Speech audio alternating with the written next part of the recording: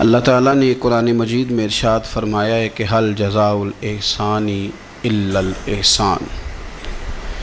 فرمایا کیا ہے احسان کا بدلہ سوائے احسان کے، نیکی کا بدلہ صرف نیکی ہے۔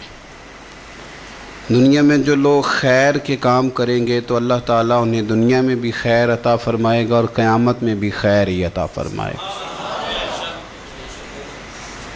اور جو لوگ دنیا کے اندر شر کریں گے انہیں قیامت میں تو اس کی سزا ملے گی ہی، کچھ نظارے اس کے وہ دنیا میں بھی دیکھیں گے۔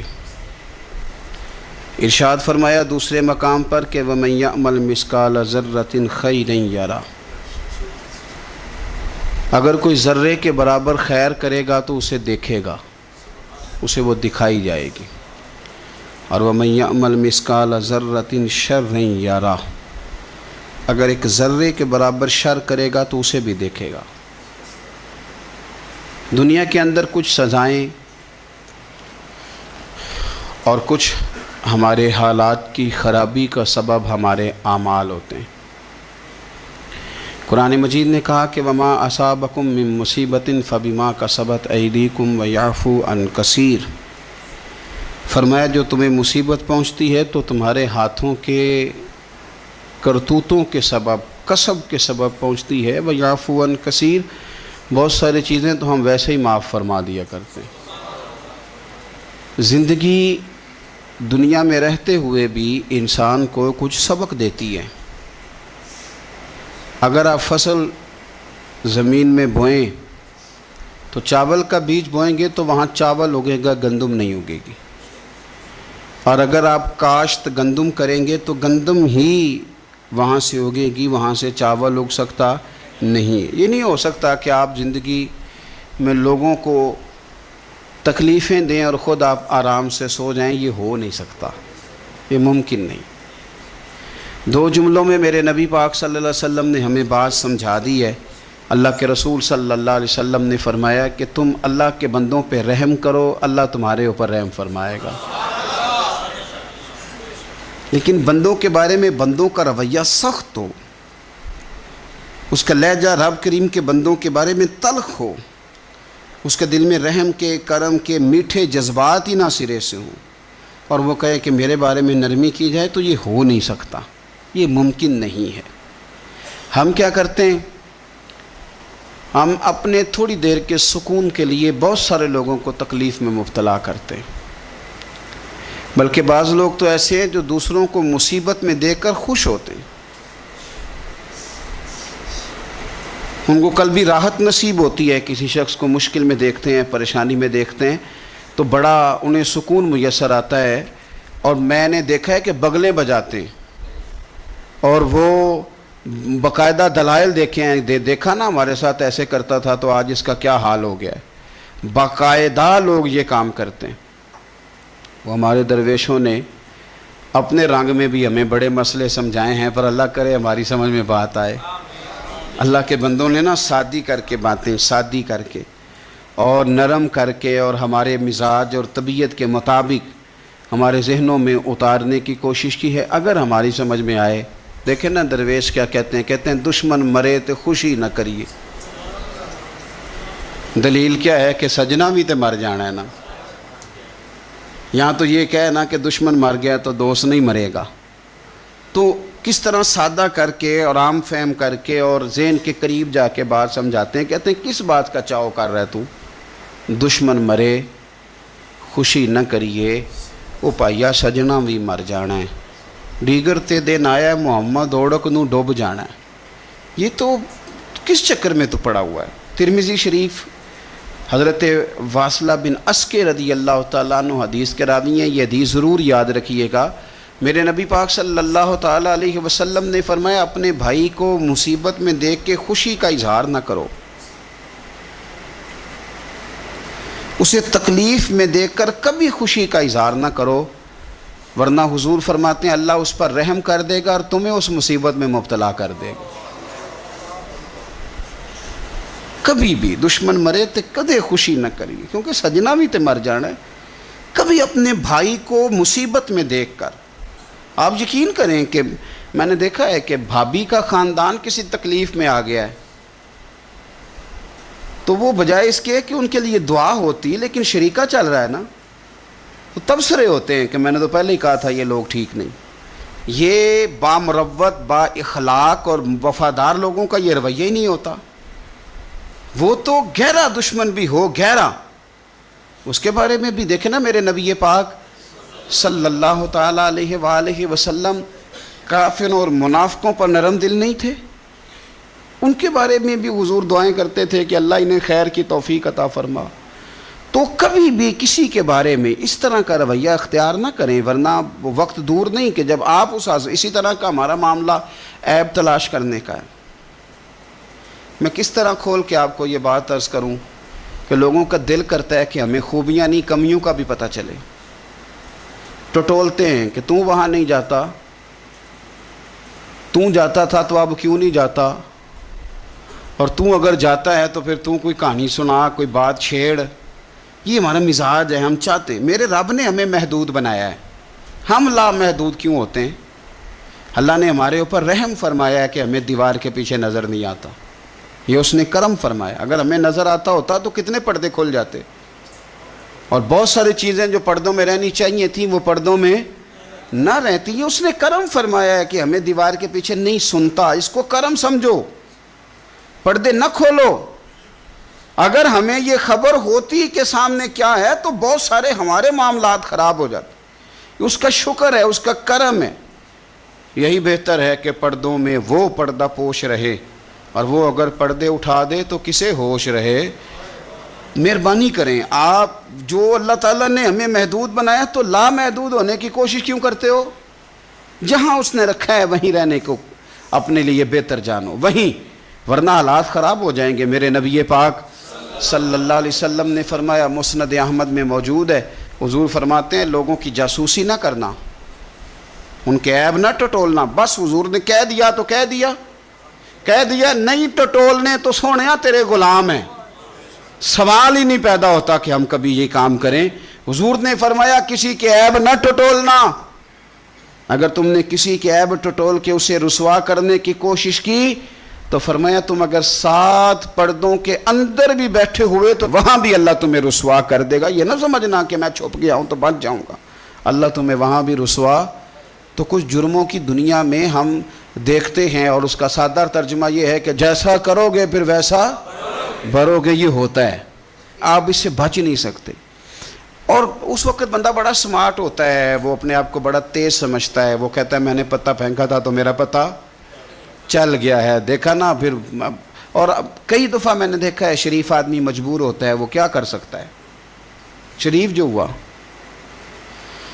شر اور شریف ان کا مقابلہ نہیں ہوتا. ایک چیز ہے اشارہ، تو شریف اس کا مقابلہ کیسے کرے گا؟ بلکہ شریف آدمی تو کئی دفعہ ویسے ہی بچتا ہے، کہتا ہے یار مطلب کسی طریقے جان چھڑائیں، یہ شر ہے اور میں باوضو رہنے والا آدمی ہوں، میں گند میں کیسے ہاتھ ڈالوں گا. وہ بچتا ہے تو لوگ سمجھتے ہیں ڈرپوک ہے، حالانکہ ڈرپوک اور ہوتا ہے اور شریف اور ہوتا ہے. تو شرافت کو لوگ بزدلی جانتے ہیں. نبی پاک صلی اللہ علیہ وسلم کے صحابی حضرت سعید بن زید رضی اللہ تعالی اور 10 مبشرہ صحابی حضرت عمر کے بہنوئی ہیں، اور یہ حوالہ میں آپ کو مسلم شریف سے عرض کر رہا ہوں. حضرت سعید بن زید رضی اللہ تعالیٰ عنہ وہ خوبصورت آدمی ہیں جنہیں دنیا میں چلتے پھرتے میرے نبی پاک نے جنت کی بشارت عطا فرمائی.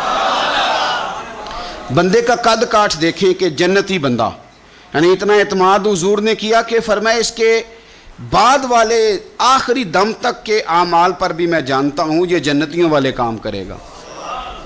اتنا بڑا آدمی.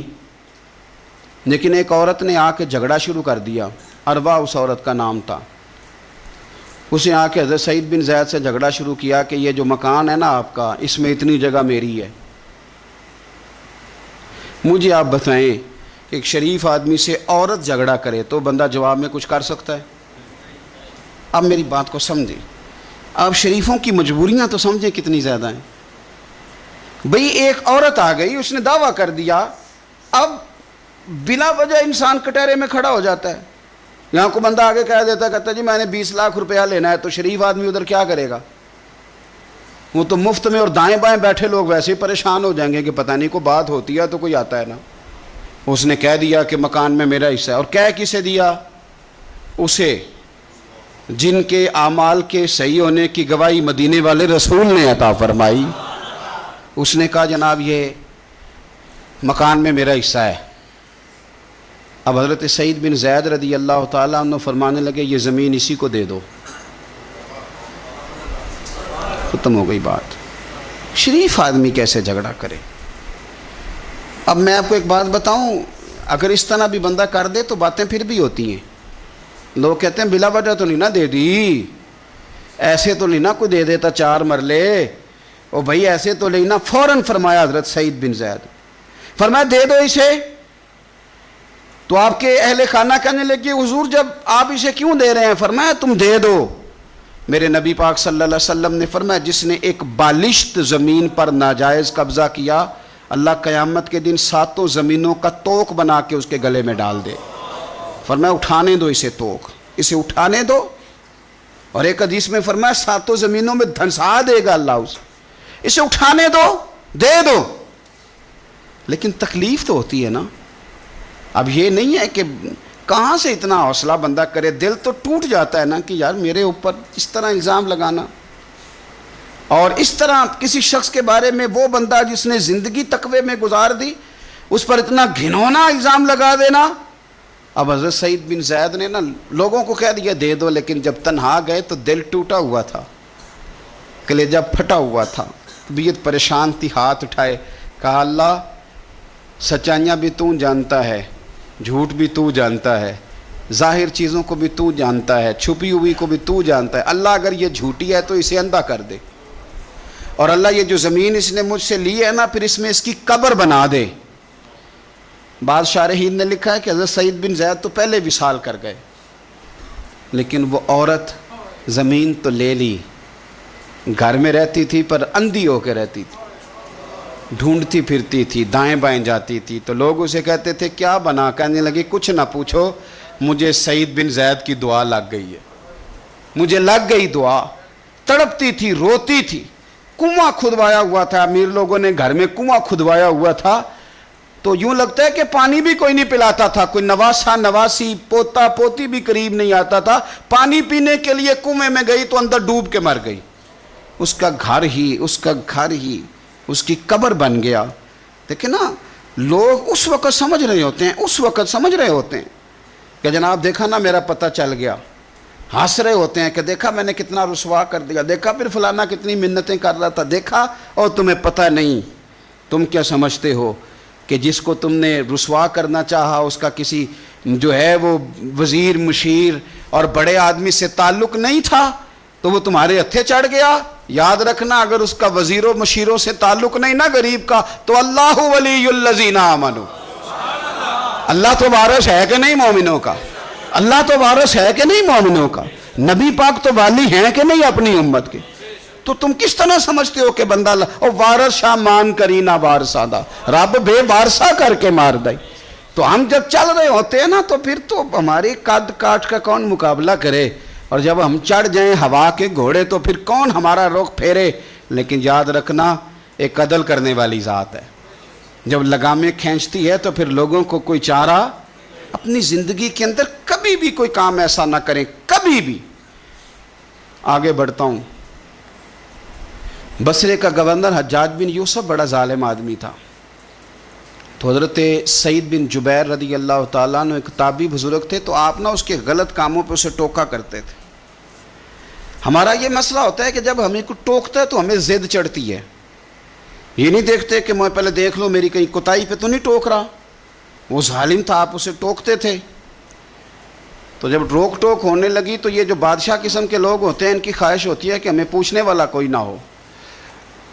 روک ٹوک بڑی تو اس نے بلا لیا حضرت سعید بن جبیر رضی اللہ تعالیٰ عنہ کو، بلا کے کہنے لگا میں آپ کو قتل کروں گا۔ تو آپ فرمانے لگے جس طرح تو مجھے قتل کرے گا نا میرا رب بھی تجھے اسی طرح ہی قتل کرے گا۔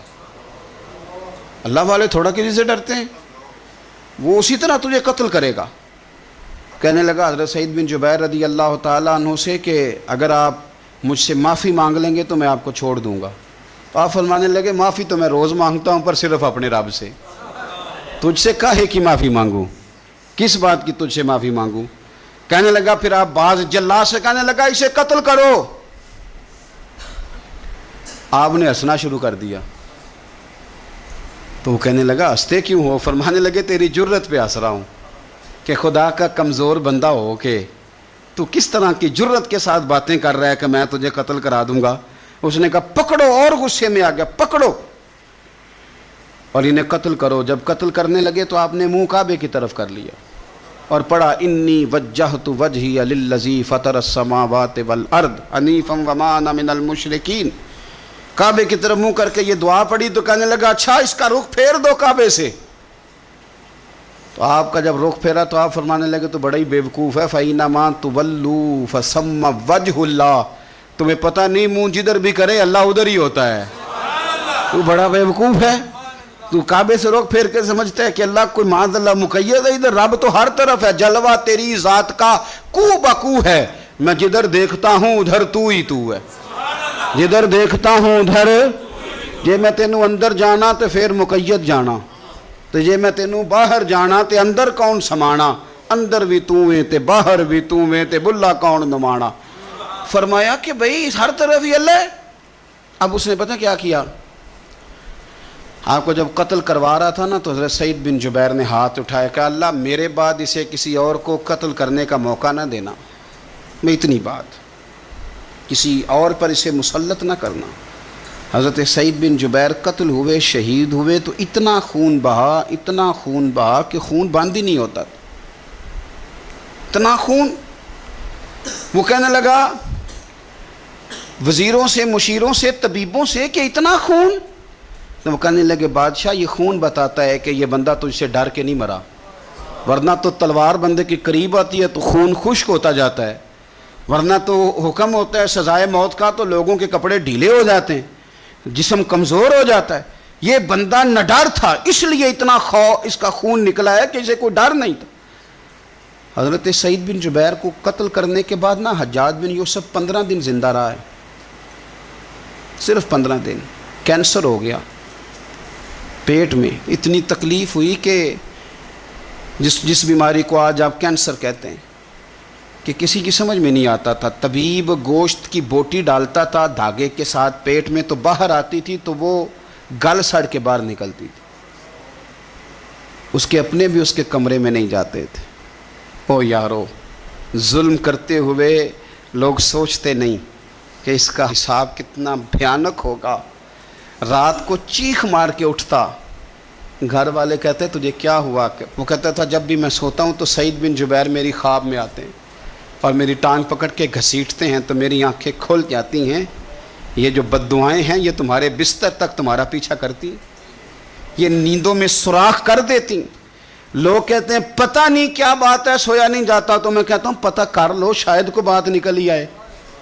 پتہ کر لو, دیکھ لو, غور کر لو, توجہ کر لو, شاید کو بات نکل آئے. اگر نکل آئے نا تو پھر توبہ کر لو, اور اگر نکل آئے تو پھر معافی مانگ لو. اگر نکل آئے تو پھر اللہ سے ڈر جاؤ, اگر نکل آئے تو پھر احتیاط کر جاؤ. لیکن باتیں نکلنے پر بھی ہم ماننے کو تیار. تو یہ مت سمجھیں کہ جب انسان کسی کا ظلم کرے گا تو وہ چین کی نیند سوئے گا. جی ہو سکتا, جیسا کرو گے پھر ویسا, جیسا کرو گے پھر ویسا. مجھے بڑی ایک شخص کی, اور میں اس بندے کو داد دیتا ہوں, اس نے بڑی اعلیٰ ایک دفعہ بات کی. مجھے کسی نے بتایا کہ یہ فلانا آدمی اپنے باپ کا بڑا سخت نافرمان ہے. تو میں چلا گیا اور مجھے پتہ چلا کہ وہ بیچارے جو ہیں اس کے والد وہ تکلیف میں ہیں. تو میں نے جا کے ان سے کہا کہ آپ مہربانی کریں اس بچے سے کہ اپنے ابے کو راضی کر. تو مجھے کہنے لگا پیر صاحب آپ کے آنے کا شکریہ, پر یہ جو کر رہا ہے ٹھیک کر رہا ہے. میں نے کہا کیوں؟ کہنے لگے میں نے اس سے بڑھ کر اپنے ابا کو ستایا ہے, یہ ٹھیک کر رہا ہے. اور وہ روتا تھا شخص, وہ روتا تھا, کہتا تھا میں نے اس سے زیادہ زیادتیاں کی ہیں, تو یہ جو میرے ساتھ کر رہا ہے نا یہ صحیح کر رہا ہے. یہ میری بہو کے سامنے جب مجھے برا بھلا کہتا ہے تو یہ میری سزا, یہ میرا بنتا تھا, میرے ساتھ ہونا چاہیے تھا. یہ اپنے بچوں کے سامنے جب میرے ساتھ سخت رویہ اختیار کرتا ہے تو یہ جو ٹھیک کر رہا ہے جو بھی کر رہا ہے. لیکن میں نے اس کے بیٹے کو کہا, میں نے کہا پتر جہاں تیرا والد آج کھڑا ہے تو بھی کل یہیں کھڑا ہونا چاہتا ہے, تیرا بھی ارادہ ہے کہ اسی جگہ کل تجھے کھڑا کیا جائے اسی کٹہرے میں. کہنے لگا نہیں. تو میں نے کہا پھر تو اللہ پہ چھوڑ, تو کس چکر میں پڑ گئے. آپ یقین کریں, آپ سکون دیں, دل پہ ہاتھ رکھ کے اپنے آپ سے پوچھ لو کہ ماں باپ جن کے چلے گئے وہ راضی گئے ہیں.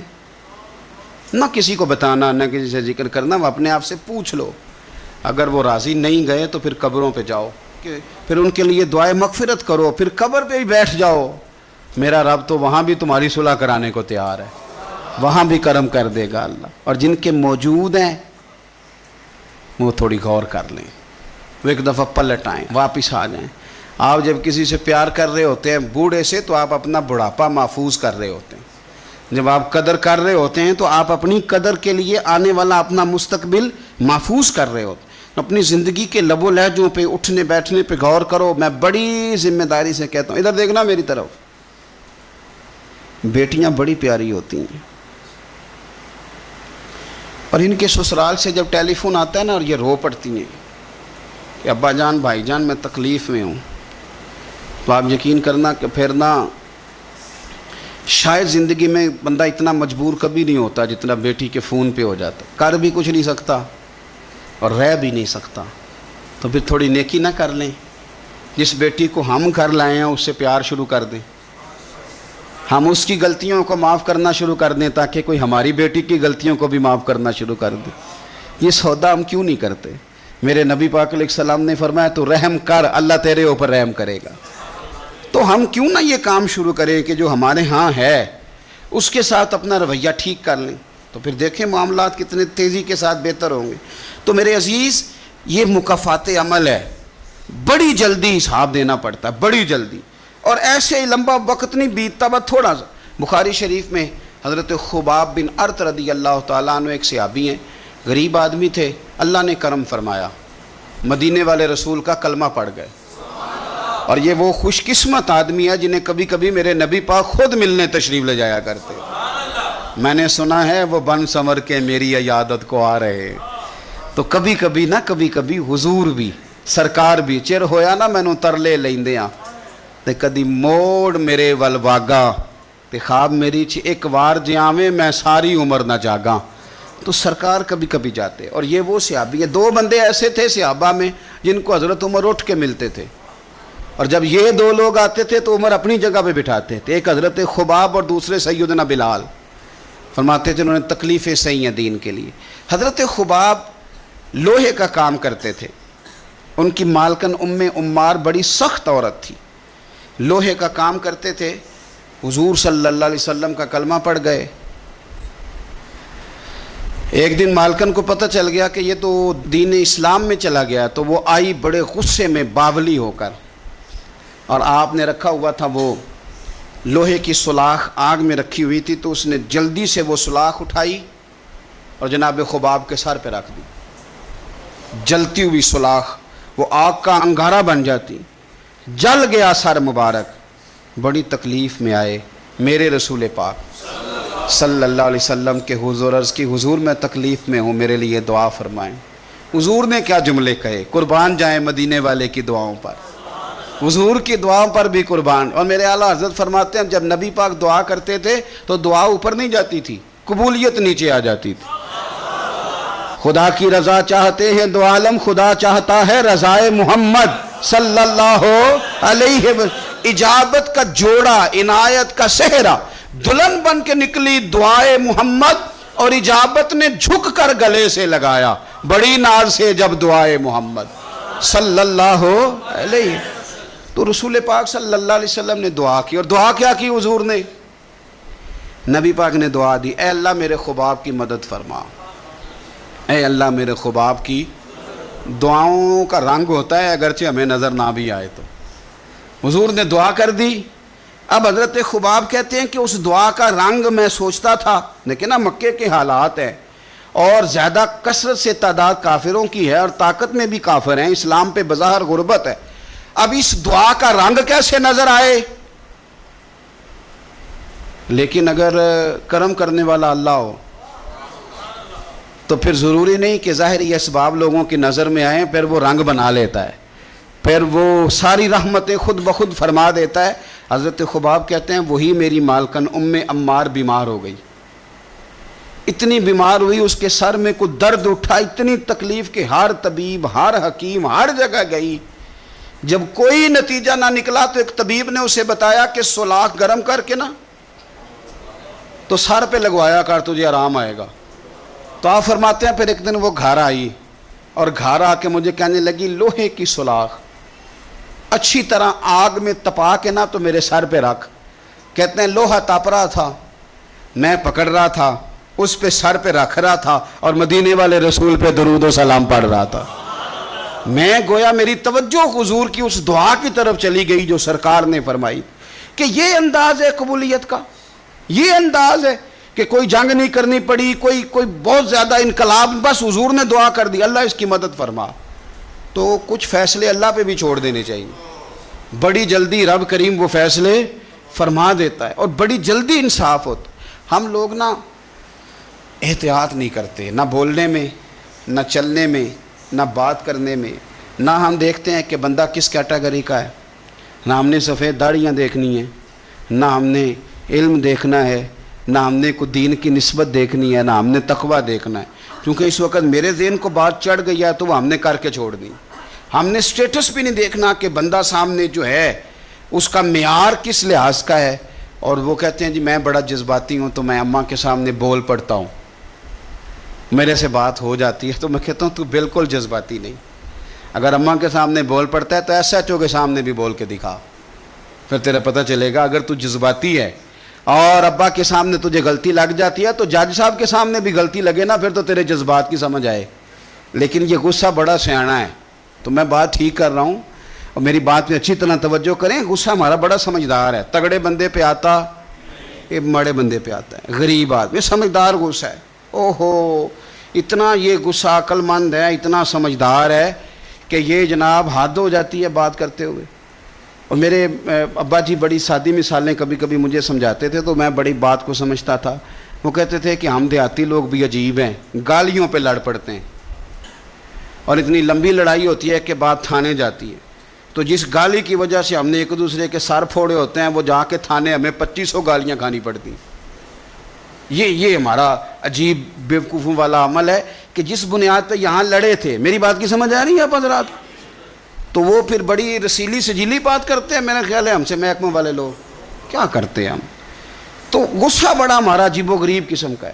اسی طرح کا دکانداروں کا مسئلہ ہے، پائیا چینی والے پہ غصہ آتا ہے جس نے پاؤ لینی ہو، ہے نا جی، یا اس پہ غصہ آتا ہے جس نے ادھار لینا ہو، لیکن آئے ہائے جو کہے کہ میں نے تو اکٹھا لینا ہے 20 کلو چینی، اس پہ بھی کبھی غصہ ہے؟ اگر وہ کہہ دے توڑا ٹھیک نہیں، آتا ہے غصہ؟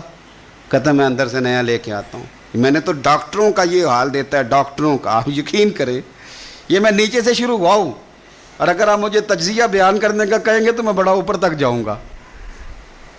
میں نے ڈاکٹر دیکھے ہیں، ڈاکٹر حضرات، غریب آدمی بیچارہ نا جس کی کوئی سفارش آ گئی ہے کہ یہ غریب ہے تو ڈاکٹر صاحب چلو 500 روپیہ چھوڑ دیں، اب ڈاکٹر کا دل بڑا پریشان ہوتا ہے کہ یہ جا کیوں نہیں رہا، آ کیوں گیا ہے۔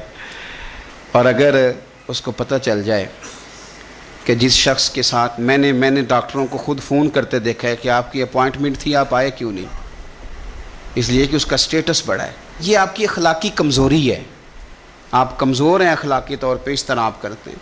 تو یہ ہمارے سمجھدار جذبات، سیانے غصے اور ہماری ناراضگیاں، ان کے روپ، اس سے بچیں، کوشش کریں زندگی میں کبھی کسی پر الزام نہ لگائیں۔ میرے رسول پاک صلی اللہ علیہ وسلم نے فرمایا کسی بندے کے لیے جھوٹا ہونے کے لیے اتنا ہی کافی ہے کہ سنی سنائی بات آگے کر دو۔ ہم تو تیزی سے کہانی ہوتی بھی نہیں بنا لیتے ہیں اور کہہ دیتے ہیں کوئی بات ہوتی ہے تو کوئی کرتا ہے نا جی۔ میرا تجربہ یہ ہے کہ بہت ساری باتیں نہیں ہوتی لوگ پھر بھی کرتے ہیں، ہوتی نہیں سرے سے اور لوگ کرتے ہیں۔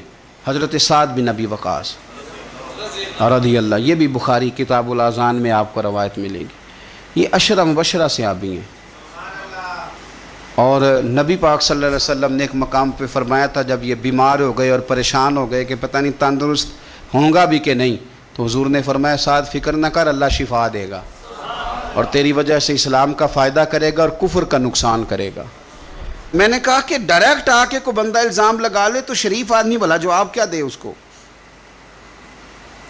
اور پھر بڑا مشکل نہیں، جس نے کچھ نہ کیا وہ بیچارہ وضاحتیں دیتا پھرے، یعنی کوئی جرم نہیں کیا اور اسے وضاحتیں، اسے کٹہرے میں کھڑا ہونا پڑ جائے۔